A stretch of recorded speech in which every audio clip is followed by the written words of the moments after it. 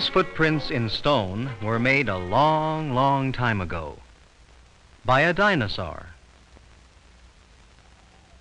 And these footprints in the snow were made just a minute ago by a boy and his dog.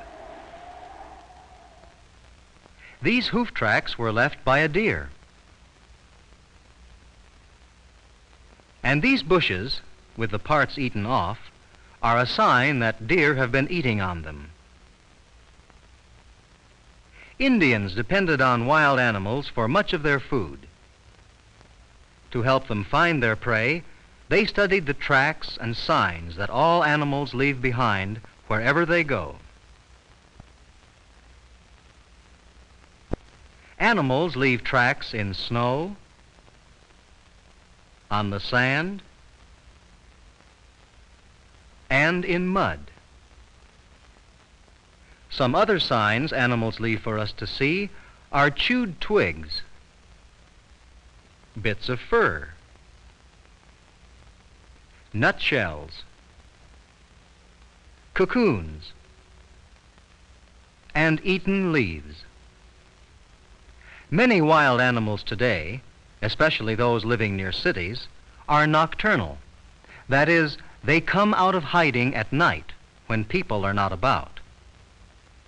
Even though we don't usually see them by day, we can tell they've been around by the tracks and signs they leave.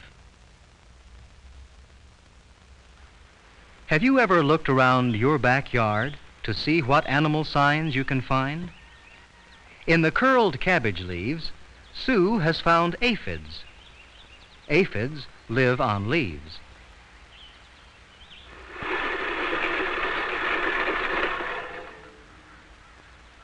Johnny notices something in front of the mower.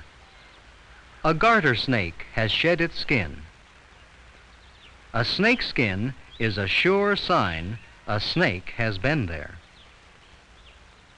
And Johnny and Sue spot it wriggling through the grass.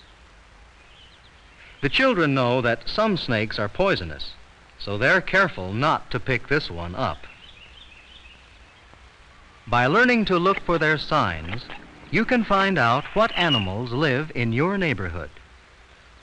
Sue has found a piece of blue eggshell. Can you help her guess what bird laid the egg? Sue hears the mother bird chirping in the nearby tree. And now she can see where the eggshell came from, a robin's nest. Sounds animals make are another sign that they are near us. The sound of buzzing of paper wasps and other stinging insects warn us to keep away. The woods and fields are usually the best places to find animal tracks and signs. This black feather that Sue has found.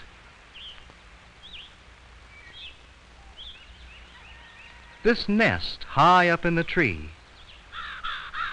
Young birds with long beaks in the nest. And the mother bird's call. All these are signs that tell us a crow has its nest here. You too can find out what animals live in your neighborhood by mixing up some mud and making an animal signs trap, as Johnny and Sue are doing.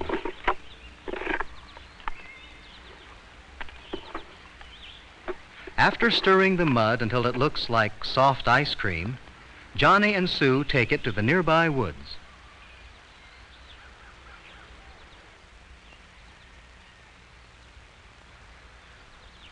Sue has brought along her father's trowel to smooth out the mud after it has been poured into a hollow in the ground. But any flat, smooth board you can find will do just as well. After smoothing out the mud, the children bait their trap with a nut. A piece of bread or candy can also serve as bait. Johnny and Sue hide to see what will happen. Their first visitor is a curious squirrel. Johnny wonders if it has seen the nut. There it goes, right onto the mud trap, leaving tracks for us to see. Sue can hardly wait for the squirrel to finish eating the nut and leave, so she and Johnny can look more closely at the tracks. Johnny points to the marks left by the squirrel's sharp claws, which it uses for climbing. Sue looks up the squirrel in her animal tracks book to see if the pictures are the same as the real footprints. With a book like this, it's easy to identify animal tracks. Before going home, they smooth out the mud again to see what animals might visit their trap during the night.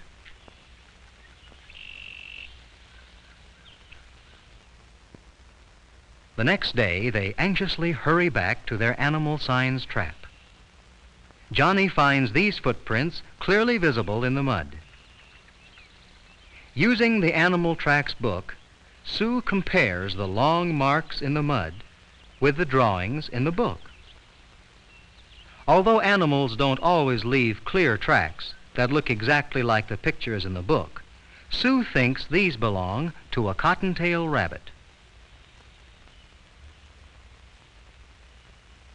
At the edge of the trap, they find another set of prints.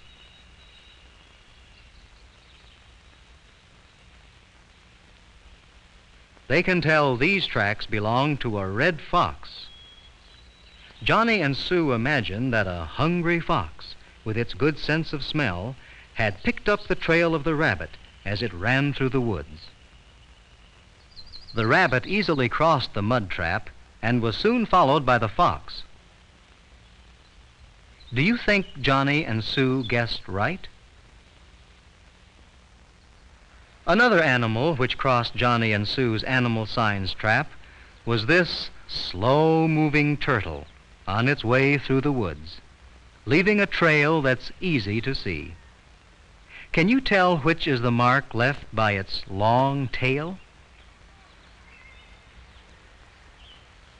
Just by walking through the woods and looking about you, you may discover other signs of animals. John has found a cocoon, a sign of a caterpillar. Caterpillars make cocoons while changing into butterflies and moths. The caterpillar in this cocoon has already changed into a moth. Now it will leave its protective shell and spread its wings to dry before it can fly. This web is the sign that tent caterpillars live here. Can you see why they are called tent caterpillars? Many wild animals build their homes by ponds and streams. This house in the water, built of reeds and rushes, and these tracks, with the mark of a tail long enough to reach the ground, were made by a muskrat. Muskrats seldom leave the protection of their homes and the water. Their heavy, oily fur keeps them warm and dry. The sandy beaches along a lake or at the seashore are also good places to find tracks and signs. Johnny has never seen these tracks before. Following the tracks, he and Sue soon find the animal. It's the horseshoe crab, its many legs, tail, and shell leaving a trail wherever it goes.